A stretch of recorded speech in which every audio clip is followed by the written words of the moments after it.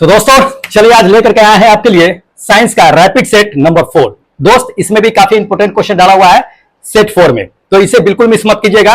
और दूसरी नंबर बात बता देते हैं कि दोस्त टेस्ट का लिंक आपका डिस्क्रिप्शन बॉक्स में दिया हुआ है, तो जाकर के टेस्ट दे लीजिएगा। अब कल से आपका एप्लीकेशन पे टेस्ट चलेगा।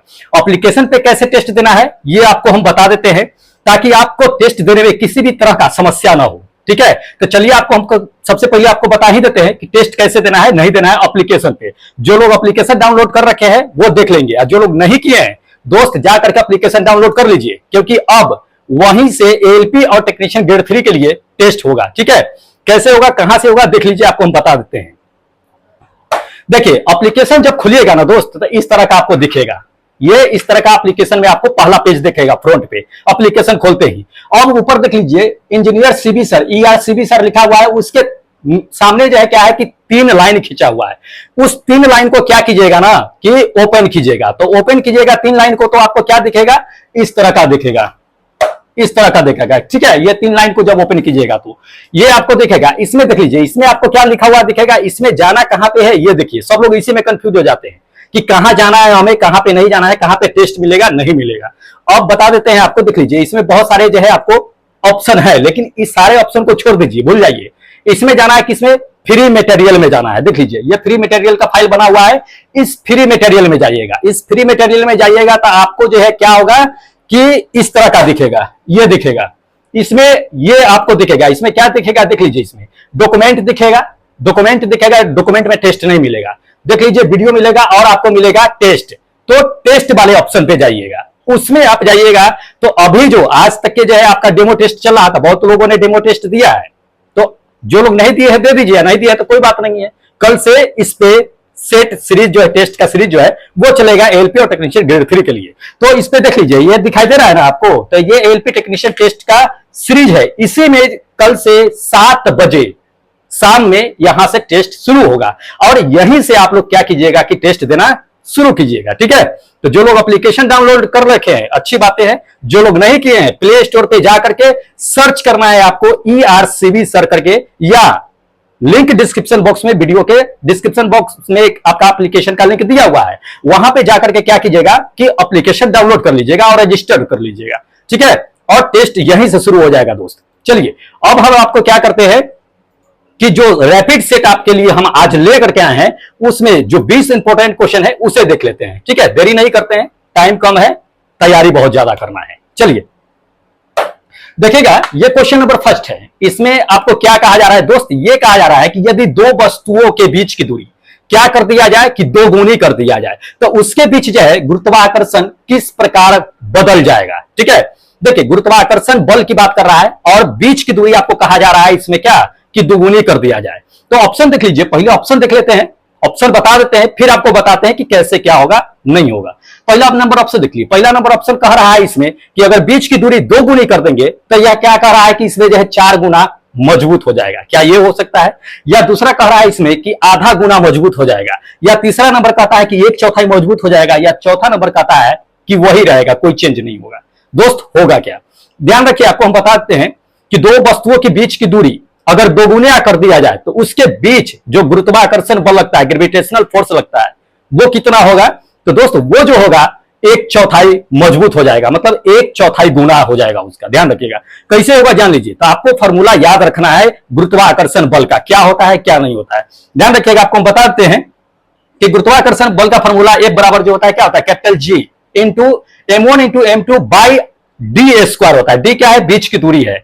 ठीक है, 2 पिंड है, 2 वस्तु है, देख लीजिए M1 और M2 है, इसके बीच की दूरी D है। इसी के बीच क्या होता है कि ग्रेविटेशनल फोर्स लगता है, गुरुत्वाकर्षण बल लगता है। तो ये फॉर्मूला निकल के आपको आएगा, F बराबर कैपिटल G M1 M2 और बाई D² आएगा। ठीक है, अब इस पे क्या है कि दूरी 2 गुना कर दिया जाता है, D की जगह क्या कर दिया जाता है, 2D कर दिया जाता है। तो 2D रखिएगा तो क्या हो जाएगा, 2D का होल स्क्वायर कर दीजिएगा, तो यहां पे क्या आ जाएगा 1/4 आ जाएगा आपको, मतलब 1/4 गुना हो जाएगा इसका। ठीक है, तो इसलिए ये मेरा क्या होगा कि ऑप्शन 3 नंबर ऑप्शन करेक्ट होगा कि यह 1/4 क्या होगा कि मजबूत हो जाएगा। ध्यान रखिएगा, काफी इंपॉर्टेंट है, और ऐसे सवाल दोस्त एग्जाम में टेक्निकल पूछे जाते हैं, इसलिए बिल्कुल मिस मत कीजिएगा। चलिए सेकेंड क्वेश्चन दिखाते हैं।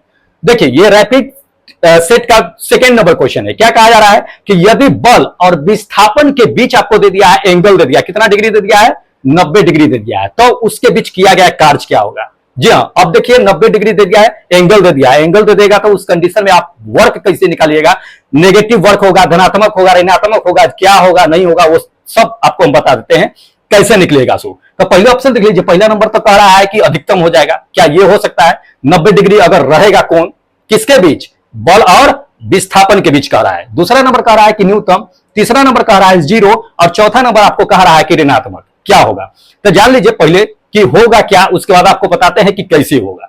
ऑप्शन जो होगा ये मेरा करेक्ट होगा, ये थर्ड नंबर शून्य होगा। क्या होगा, 0 होगा। कैसे 0 होगा जान लीजिए, क्योंकि वर्क का फॉर्मूला आपको याद होना चाहिए। क्या होता है वर्क का फॉर्मूला, W बराबर F into S into cos theta होता है, कॉस थीटा होता है। और थीटा का वैल्यू हमको कितना दे दिया है, 90 डिग्री दे दिया है, तो थीटा की जगह पे 90 डिग्री रख दीजिए, तो क्या हो जाएगा W बराबर F into S into cos 90 degree.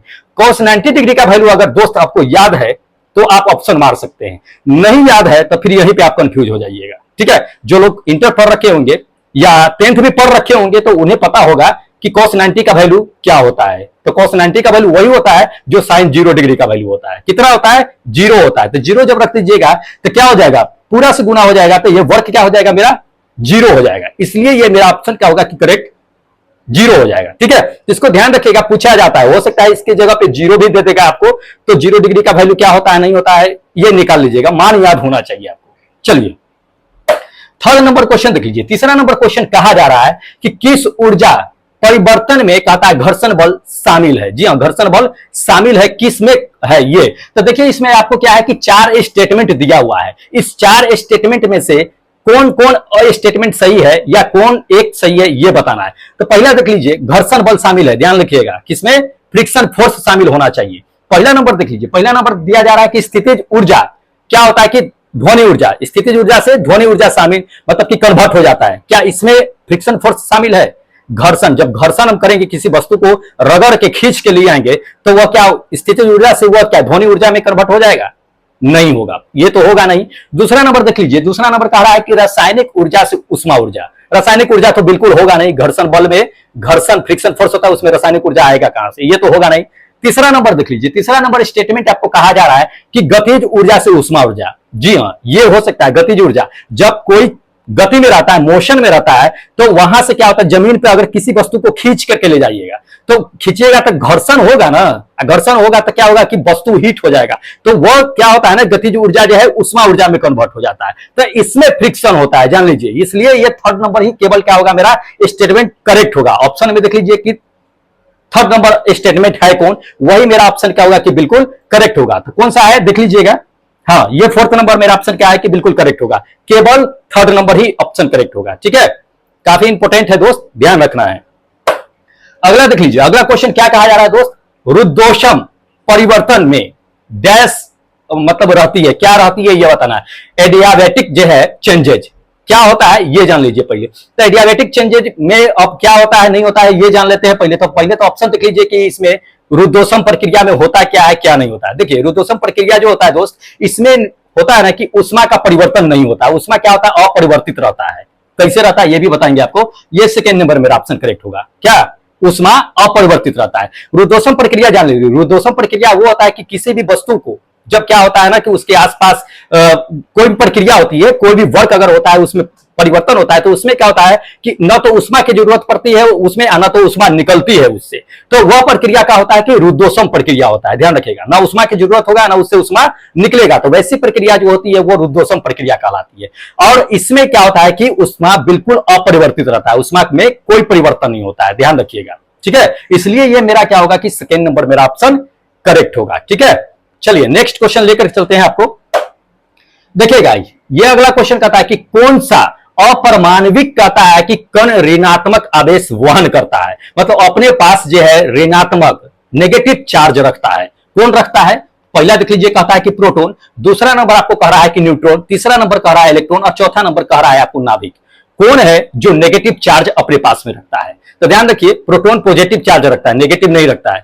Neutron पे तो कोई चार्ज होता ही नहीं है, वो चार्जलेस होता है, आवेशहीन होता है। तीसरा नंबर जान लीजिए कि इलेक्ट्रॉन, इलेक्ट्रॉन क्या है दोस्त कि नेगेटिव चार्ज अपने पास रखता है। ठीक है, इसलिए ये मेरा ऑप्शन क्या होगा कि करेक्ट होगा। लेकिन ध्यान रखिए कि कभी कभी आपको क्या होगा ना कि इलेक्ट्रॉन का चार्ज ही पूछ देता है कि इलेक्ट्रॉन का चार्ज कितना होता है। तो ध्यान रखिएगा, याद रखिएगा कितना होता है 1.602163 into 10 to the power minus 19 coulomb. या सीधी सी बात जान लीजिए कि इतना लंबा ना देगा आपको, सीधा दे देगा 1.6 into 10 to the power minus 19 coulomb. तो इसको याद रखिएगा, इंपॉर्टेंट है। इलेक्ट्रॉन का भी चार्ज पूछ देता है, या कभी कभी यह पूछ देता है कि इलेक्ट्रॉन पे कौन सा आवेश होता है। तो ध्यान रखिएगा, ऋणात्मक नेगेटिव आवेश होता है। ठीक है, प्रोटॉन पे पॉजिटिव होता है, न्यूट्रॉन पे कोई आवेश नहीं होता है। तो इसको ध्यान में रखना है, इंपॉर्टेंट है। चलिए अगला क्वेश्चन देख लीजिए। अगला क्वेश्चन दोस्त ये कहा जा रहा है कि किसी भी पदार्थ के एक मोल में मौजूद अणुओं की संख्या कितनी होती है। ध्यान रखिए, किसी भी पदार्थ में एक मोल में मौजूद अणुओं की संख्या कहा जा रहा है। तो ध्यान रखिएगा, इसमें ऑप्शन देख लेते हैं पहले, उसके बाद आपको हम बता देते हैं। पहला नंबर आपको दे दिया है कि 6.022 इंटू 10 टू द पावर 23, क्या ये होता है। दूसरा नंबर दे दिया है कि 6.0202 इंटू 10 टू द पावर जो है 23, क्या ये होता है। या तीसरा नंबर दे दिया है 6.022 इंटू 10 टू द पावर जो है दे दिया है 23, क्या ये होता है। या चौथा नंबर आपको दे दिया है कि 6.002 इंटू 10 टू द पावर 22, क्या ये होता है। तो ध्यान रखिएगा, आपको हम बता देते हैं कि किसी भी पदार्थ में एक मोल में मौजूद जो अणुओं की संख्या होती है वो होती है ये first number 6.022 into 10 to the power 23, ये होता है। ठीक है, और इसी को दोस्त क्या होता है ना कि एवोगाड्रो संख्या कहा जाता है। ध्यान रखिएगा, पूछ देगा कभी कभी आपको कि एवोगाड्रो संख्या का वैल्यू कितना होता है। तो ध्यान रखिएगा, ये 6.022 इंटू 10 टू द पावर 23 होता है। ध्यान रखिएगा, एवोगाड्रो संख्या तो पूछा भी जा सकता है, इंपॉर्टेंट है। ठीक है,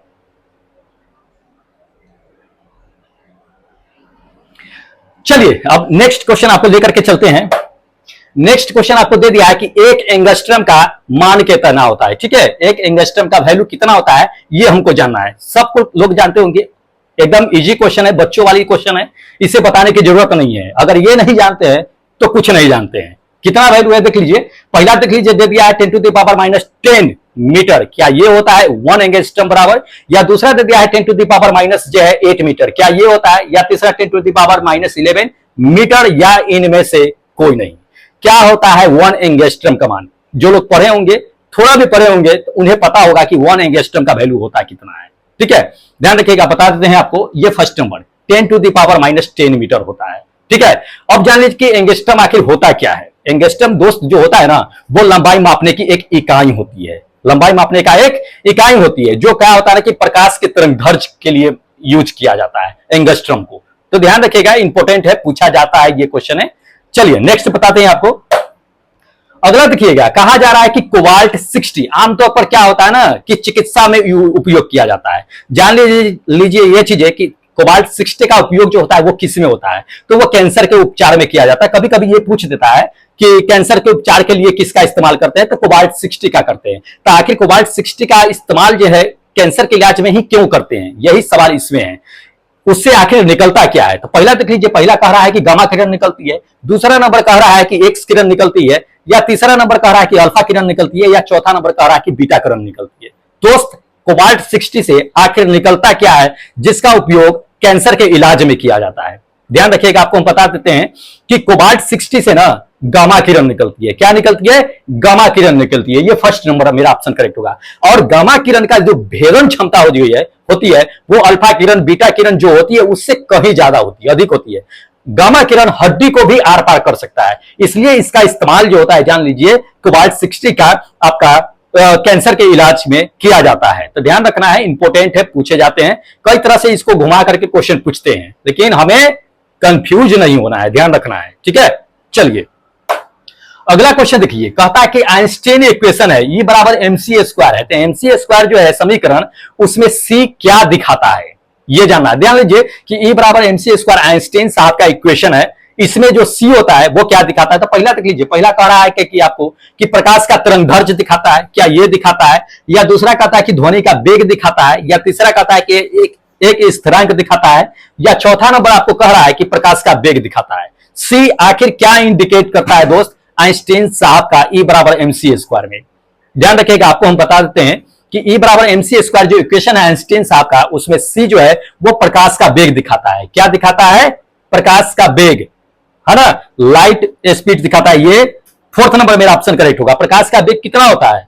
3 इंटू 10⁻8 मीटर पर सेकेंड होता है। ध्यान रखिएगा, पूछ देता है ये कभी कभी। अब जान लीजिए, थोड़ा सा जान लेते हैं इस चीज को कि आइंस्टीन साहब का E बराबर MC स्क्वायर जो है कब प्रकाशित हुआ था? दोस्त 1905 में हुआ था। जान लीजिए, सबसे ज्यादा प्रचलित आइंस्टीन साहब का ये इक्वेशन हुआ था, जिसे सापेक्षता का सिद्धांत भी कहा जाता है। ठीक है, लेकिन इसके लिए उन्हें कोई नोबेल पुरस्कार नहीं दिया गया था। हम ये पिछले क्लास में आपको बता दिए थे।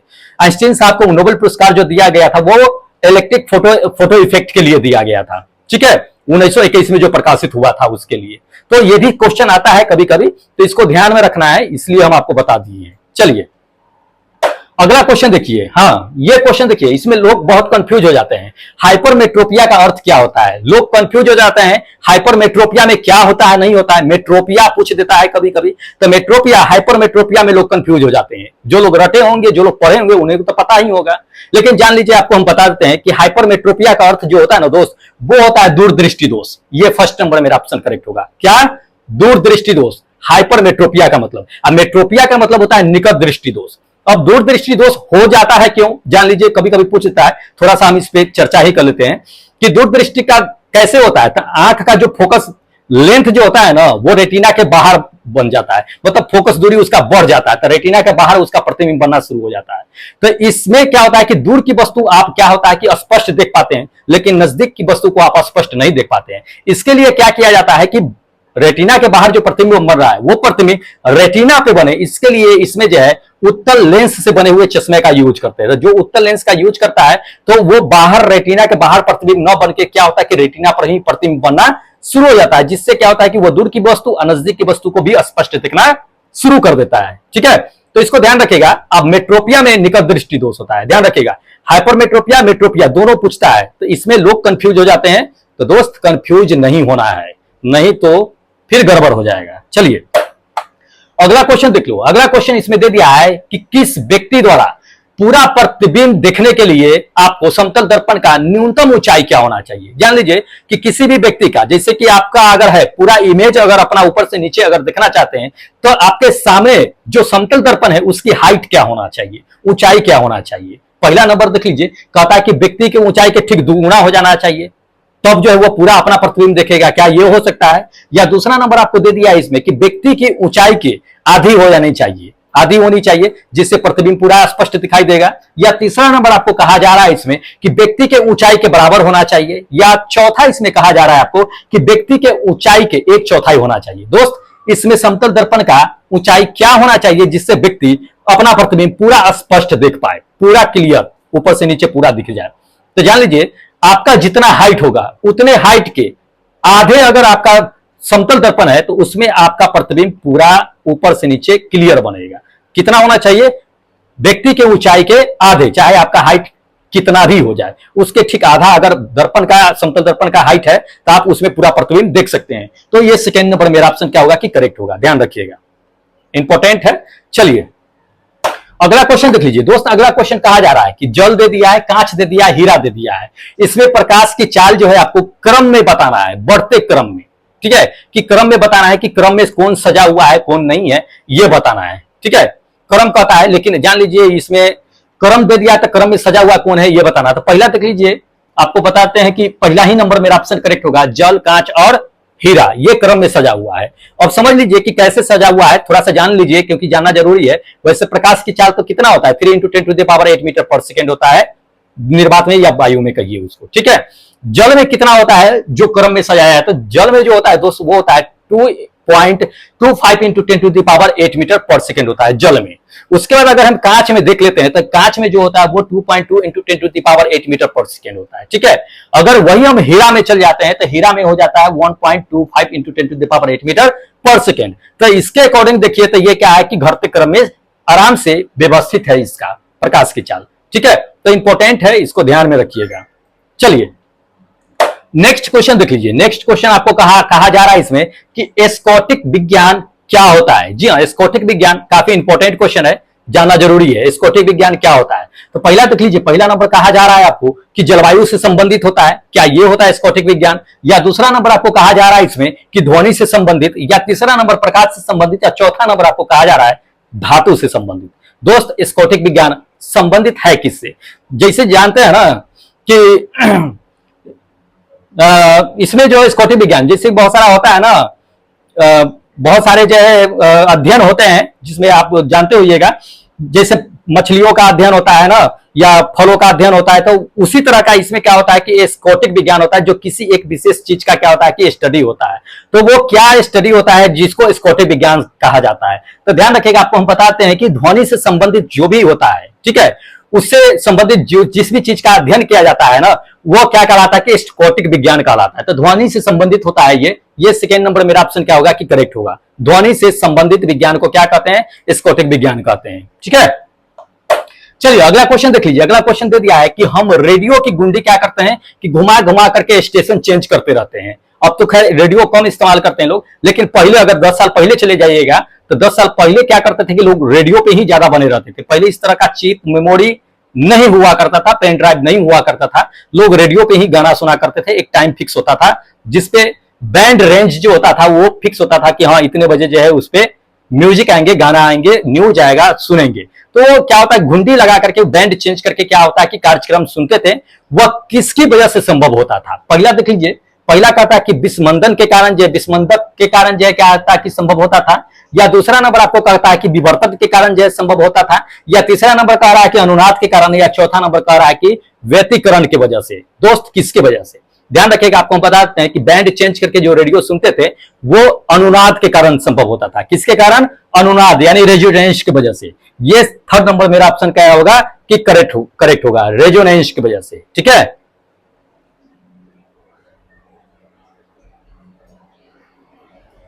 चलिए नेक्स्ट क्वेश्चन आपको दिखा देते हैं। देखिएगा अगला क्वेश्चन, इसमें कहा जा रहा है कि ध्वनि का प्रभाव जो है मानव कान पे जो है कितने समय तक बना रहता है, ठीक है। जहां मान लीजिए कि कोई साउंड सुन रहे तो आपके कानों पे कितने समय तक बना रह सकता है, ये कहा जा रहा है। तो देख लीजिए ऑप्शन क्या कहा जा रहा है इसमें, 1/10 सेकेंड तक, या 1/20 सेकेंड तक, या 1/2 सेकेंड तक, या 1/5 सेकेंड तक। दोस्त कितने सेकेंड तक ध्वनि का प्रभाव आपके कानों तक बना रह सकता है। ध्यान रखिएगा, आपको हम बताते हैं कि कोई भी ध्वनि हो उसका आपका कान में जो ध्वनि का साउंड है वो कितने देर तक प्रभाव रहेगा, 0.1 सेकेंड कहिए या 1/10 सेकेंड कहिए। इतने समय तक क्या होता है कि आपके कानों में जो है ध्वनि का साउंड जो है, आवाज जो है क्या होता है कि बना रहता है, ठीक है। चलिए अगला क्वेश्चन देखिए। अगला क्वेश्चन दे दिया है कि पराश्रव्य तरंग को सबसे पहले सीटी बजा करके किसने उत्पन्न किया था। जी हाँ, सीटी बजा करके पराश्रव्य तरंग उत्पन्न किया था। जान लीजिए पराश्रव्य तरंग जो होता है वो मानव के लिए नहीं होता है। किसके लिए होता है, वो कुत्ते बिल्ली जो जानवर होते हैं उसके लिए पराश्रव्य तरंग होता है, ठीक है। तो ये सीटी बजा करके उन्होंने उसी के ट्रीटमेंट के लिए किया गया था। ये फ्रांस के वैज्ञानिक थे। कौन थे, तो जान लीजिए ये गाल्टन साहब थे, ठीक है। गाल्टन साहब ने ही क्या किया था कि सीटी बजा करके वो थेरेपी कर रहे थे, वो थेरेपी करने के लिए जो इस्तेमाल किए थे। किसका, तो ये कुत्ते बिल्ली जो जानवर होते हैं उसका। तो इसको ध्यान रखिएगा, ये गाल्टन साहब ही सीटी बजा करके क्या किए थे, पराश्रव्य तरंग उत्पन्न किए थे। तो इंपॉर्टेंट है दोस्त।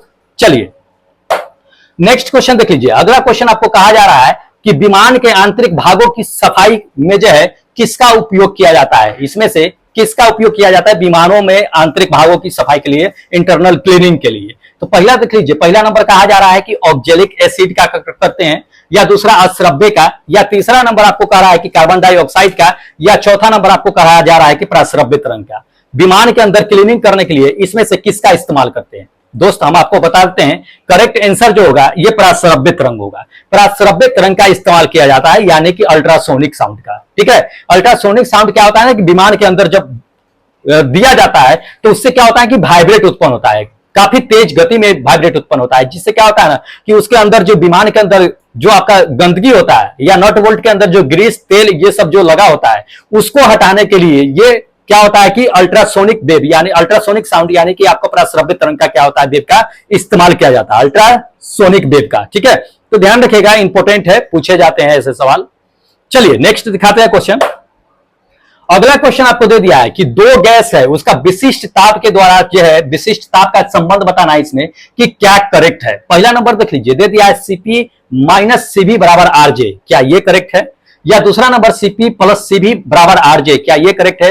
या Cp by Cv equal to Rj, या करेक्ट है। या थर्ड नंबर चौथा नंबर दे दिया है कि Cp minus Cv by R by J दे दिया है, क्या करेक्ट है।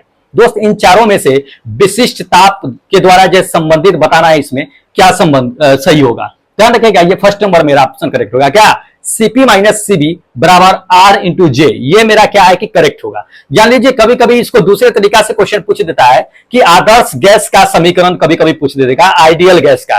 तो ध्यान रखिएगा आइडियल गैस के लिए भी यही समीकरण है, Cp minus Cv equal to RJ. ठीक है, इसमें आप जान लीजिए कि सीपी क्या होता है कि निम्न दाब पे विशिष्ट उष्मा होता है, सीपी जो होता है सो, और सीबी जो होता है आपका वो क्या होता है कि नियत आयतन पर विशिष्ट उष्मा होता है। तो इसको ध्यान रखिएगा। और सीपी और सीबी का अगर रेशियो पूछ देगा तो 5:3 होता है, ध्यान रखिएगा।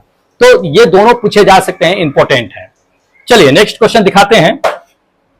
देखिएगा अगला क्वेश्चन इसमें दे दिया है कि किस बिंदु पर, दोस्त काफी इंपॉर्टेंट क्वेश्चन है ये, आपको कभी कभी ये क्वेश्चन कंफ्यूज भी करेगा। अक्सर आप पढ़ते होइएगा कुछ और, लेकिन यहां पे कुछ और है क्वेश्चन। क्या कहा जा रहा है, क्वेश्चन देख लीजिए कि किस बिंदु पर फ़ारेनहाइट तापक्रम जो है डिग्री सेल्सियस के तापक्रम का दुगुना हो जाता है। ठीक है, लेकिन क्वेश्चन आप हमेशा याद ये रखते होइएगा कि किस तापमान पे फ़ारेनहाइट डिग्री सेल्सियस इक्वल होता है, हमेशा यही पढ़े होइएगा। लेकिन जान लीजिए कि ये भी क्वेश्चन होता है और काफी इंपॉर्टेंट है, पूछे भी जाते हैं। तो आपको हम बता देते हैं कि किस तापमान पे फ़ारेनहाइट जो है वो डिग्री सेल्सियस का क्या होता है कि दुगुना हो जाता है। तो ध्यान रखिएगा ये फर्स्ट नंबर क्या 160 डिग्री सेल्सियस, 160 डिग्री सेल्सियस पे जाइएगा तो फ़ारेनहाइट जो होगा उसका क्या होता है कि दुगुना हो जाता है। मतलब अगर 160 डिग्री सेल्सियस है तो फ़ारेनहाइट कितना हो जाएगा, 320 डिग्री फ़ारेनहाइट हो जाएगा। ध्यान रखिएगा, तो इंपॉर्टेंट है ये क्वेश्चन दुगुना वाला। ठीक है, लेकिन अब जनरली ऐसे पूछ दिया जाता है कि किस तापमान पे डिग्री फ़ारेनहाइट इक्वल होता है, तो -40 डिग्री पे होता है। ठीक है, तो इसको ध्यान में रखिएगा, 40 डिग्री तो इससे रटा हुआ चीज है, भूलने वाला है नहीं आप लोगों का। चलिए लास्ट क्वेश्चन दिखाते हैं आपको। यह है अपना लास्ट क्वेश्चन। क्या कहा जा रहा है दोस्त इसमें कि प्रेशर कुकर में भोजन जो है कम समय में तैयार हो जाता है, इसका कारण क्या होता है। ठीक है, तो पहला देख लीजिए, कहता है इसमें आपको कि भोजन कम उष्मा लेता है, इस वजह से तैयार हो जाता है। या दूसरा नंबर आपको कहा जा रहा है कि जल का क्वथनांक घट जाता है, क्या इस वजह से होता है। या तीसरा नंबर आपको कहा जा रहा है कि जल का क्वथनांक बढ़ जाता है, क्या इस वजह से हो जाता है। या चौथा नंबर कहता है उपयुक्त में कोई नहीं। दोस्त किस वजह से प्रेशर कुकर में जल्दी खाना बन जाता है, ध्यान रखिएगा। आपको हम बता देते हैं कि ये थर्ड नंबर मेरा ऑप्शन करेक्ट होगा। क्या जल का क्वथनांक जो है बढ़ जाता है, जल का क्वथनांक बढ़ जाता है, जिसकी वजह से प्रेशर कुकर में क्या होता है ना दोस्त कि खाना जल्दी बन जाता है। ठीक है, तो दोस्त ये था अपना 20 इंपोर्टेंट क्वेश्चन जो रैपिड सेट का है। रैपिड सेट में दोस्त काफी इंपोर्टेंट क्वेश्चन रहता है, इसे बिल्कुल मिस मत कीजिएगा। और आज से नहीं, कल से 7 बजे शाम से क्या होगा कि आपका एप्लीकेशन पे टेस्ट शुरू हो जाएगा। तो बिल्कुल एप्लीकेशन जाकर के डाउनलोड कर लीजिएगा, नहीं तो लिंक डिस्क्रिप्शन बॉक्स में दिया हुआ है, वहां से आप डाउनलोड कर लीजिएगा। ठीक है, बाकी जो अभी टेस्ट चल रहा है उसको आप टेस्ट दे लीजिए जो लिंक के थ्रू है। तो आज ही भर तक लिंक आपको डिस्क्रिप्शन में दिया जाएगा, इसके बाद आपको लिंक नहीं दिया जाएगा। आपका टेस्ट जो है उसी एप्लीकेशन से चलेगा। ठीक है, तो चलिए जो लोग चैनल नहीं सब्सक्राइब किए हैं दोस्त कर लीजिए, क्योंकि आपके लिए काफी इंपॉर्टेंट है एलपी और टेक्नीशियन ग्रेड 3 के लिए। ठीक है, फिर बाद में मौका नहीं मिलेगा, फिर पछताते रह जाइएगा, फिर कुछ नहीं होने वाला है। इसलिए चैनल सब्सक्राइब कीजिए, अगर कर रखे हैं तो लाइक कीजिए, अपने दोस्तों में शेयर कीजिए। ठीक है, चलिए फिर हमको इजाजत दीजिए, फिर मिलेंगे एक नए वीडियो के साथ, एक नए सेट के साथ। तब तक जय हिंद दोस्तों।